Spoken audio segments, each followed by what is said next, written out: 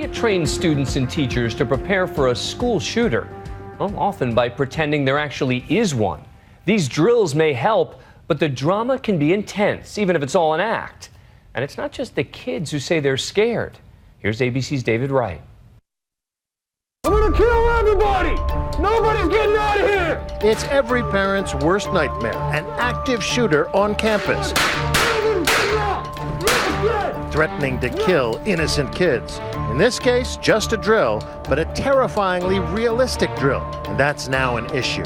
How do you strike a balance between preparing kids and scaring the pants off them? It may be just a drill, but the trauma is real. Outside Tampa, Florida yesterday, parents and students say Jewett Middle School got it wrong. The school there held a drill without warning in which police officers showed up on campus, weapons drawn. Our principal had announced that we were going to have a lockdown. 7th grader Lauren Marino and her siblings frantically texted their mom. Police came in with guns, and I'm kind of scared. We actually thought someone was going to come in here and kill us. Their mom was scared too. Well, I'm panicking because I'm thinking that it's, a legitimate shooter is coming. Xavier Tate was scared too. His dad raced to the school, unaware it was only a drill. My husband almost got a ticket coming over here yesterday. He was doing 130. The school has now apologized to the parents, and the local police chief now says officers won't use weapons in future drills, but the school will continue to hold unannounced lockdowns. The fact is, ever since Columbine 15 years ago, the U.S. has had more than 160 active shooter incidents. That's about one a month. And as we saw in Sandy Hook, even the youngest kids aren't safe. So in school districts across the country, lockdown drills are now as common as fire drills. Some go as far as covering students in fake blood and recruiting volunteers to play dead in the hallways, all in an effort to make the drills more realistic. Attention, this is a drill. We need to lock down. The modern version of duck and cover. Please go behind my desk. The teacher locks the door, pulls down the shade. Everyone's told to keep quiet. It's kind of scary, huh? Kind of, yeah. The kids huddle quietly under the teacher's desk. Do you know why they do this drill?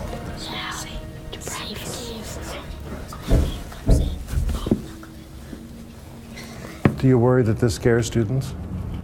We do, but we practice enough that we hope that students are as staff is, getting used to the idea. We have to. How long do these go on for? 5 minutes, I think, is maybe the longest we've ever had. The teacher in one classroom we visited in Colorado fully supports these drills. Holly Carpenter is a graduate of Columbine High School. When you look at those kids, are you always thinking somebody could come and take away their lives like that? No. When I look at those kids, I think how great they are. I think how lucky I am to teach them. And I think about, I wonder what they're going to be like when they grow up. That day changed her life. It's why she eventually went into teaching, and it's why she takes these drills very personally. I always get the lump in my throat because it's not about the flashbacks of Columbine or any of that for me. It is about the thought, see, I'm getting it now. It's about the thought of anyone even wanting to hurt me kids. The charter school where she teaches, Skyview Academy, does the basic lockdown drill most Colorado schools do. What? Nobody's getting up! And just last week, the teachers got a new kind of training. So how did you feel? Yeah, way more empowered and lots of adrenaline. Jody Don is a former SWAT team member who responded to 2 active shootings in Colorado. If you see a gun like this open, what does that mean? He's teaching them how to recognize when the shooter is reloading his gun. He's out, right? And teaching them defense tactics. Oh, there you go. Good, good. How and when to pounce. Cowboy approach? Sure. But may it save a life? At Skyview Academy, they're trying out the new active shooter training for teachers only. It's held at night, no students involved. In the gym, Jody Don and his trainers are teaching the teachers how to take down a shooter. The atmosphere? Boisterous would be an understatement. The teachers, including Holly Carpenter, are loving it.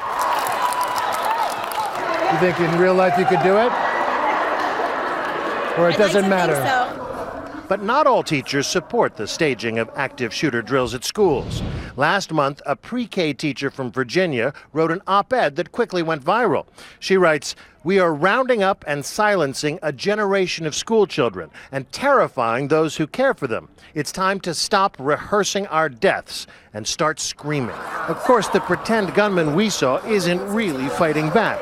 I asked Joe D. Don about that. But is the 100-pound teacher or student really going to be able to take down the 200-pound gunman? Let's try it out. You just saw what happened to me. Did you guys see what happened to me? But he wasn't exactly fighting back. Right. Let's get Joe over here in a minute. He's about 220. You pick anybody out in this crowd and we'll see what happens. You want to do that? Let's do it. All right. So we got Holly Carpenter in her Columbine sweatshirt to do it again. I want you to do it again. But this time the guy's going to fight back a little bit. Okay? This time, the gunman resisting her efforts to disarm him.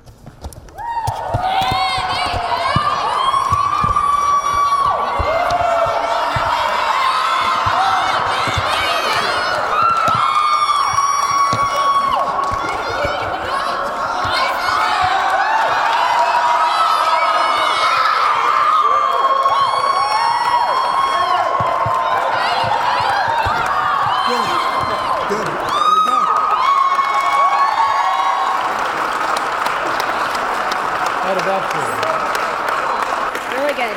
Joe D. Don also encourages the teachers to enlist their students to help. You're saying enlist the football team, enlist the kids. Yeah, enlist the so kids. they're asking a lot of people to be heroes who don't have the training or who aren't even necessarily adults. You bet. They don't have the training because we're not preparing them. When they come to this program, we're giving them a little bit of firearm knowledge. The question is, does this really protect people, or does it put them in greater danger? I would imagine there are a lot of law enforcement types who would say, look, don't be a hero. You know, we're not advocating the teacher to go out in the hall and go on a suicide mission. What we're advocating is, here's some knowledge, here's a little better option for you. We are talking at that split second when they know that they've done everything they could prior to making that choice, whether it's evacuating, barricading, fortifying their location, to where that's no longer working, and I've got 5 seconds to figure out if I'm going to try to do something to save myself or my kids. If you're staring down the barrel of a gun, act, don't hide. Right, exactly. For one final exercise, the teachers do their normal duck and cover drill and see how they're sitting ducks. You're all done! Then everyone gets something to throw. In this case, a tennis ball, but in real life it might well be a hole punch or a desk chair or a dictionary. This time, when the active shooter comes in, he suddenly finds he's the sitting duck. Would it work like this if the bullets were real, or if this were a class full of kids, not teachers? Hard to really know. To a kid, a scene like this could feel terrifyingly real and leave behind a lasting impression, but one that might save a life when it matters most. I'm David Wright for Nightline in Highlands Ranch, Colorado.